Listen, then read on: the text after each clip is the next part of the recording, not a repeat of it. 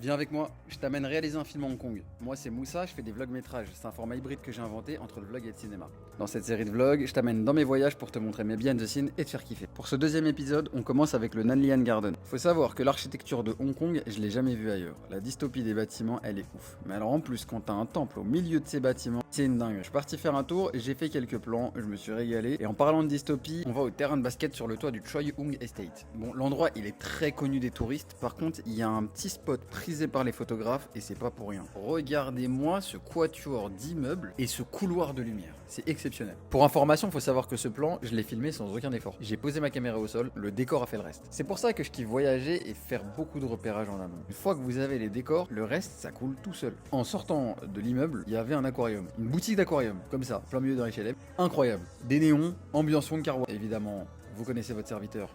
Je me suis fait plaisir. Puis on est parti manger. Alors là, je suis tombé juste avant sur cette cabine téléphonique avec des néons. C'était journée néon. Oublié de faire des plans. C'était nécessaire. Et on termine par manger. On a dit quoi? C'était ambiance néon aujourd'hui. Restaurant avec une ambiance hongkongaise incroyable. D'ailleurs, on était les seuls touristes dedans. Il y avait que des Hongkongais. Je vais pas faire le rat. Je vais vous partager l'adresse.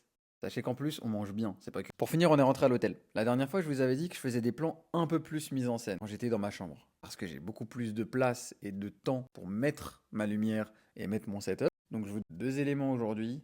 Cette bombe à fumer qui est incroyable, qui coûte je crois une vingtaine d'euros. Et ce RC10 de Small Rig. C'est une lampe torche, vous la transportez partout avec vous et vous faites de très belles compositions. En attendant, si vous n'avez pas vu ma vidéo à Hong Kong, allez la voir, le lien est dans ma bio. N'oubliez pas de vous abonner et de me donner vos retours. A très vite.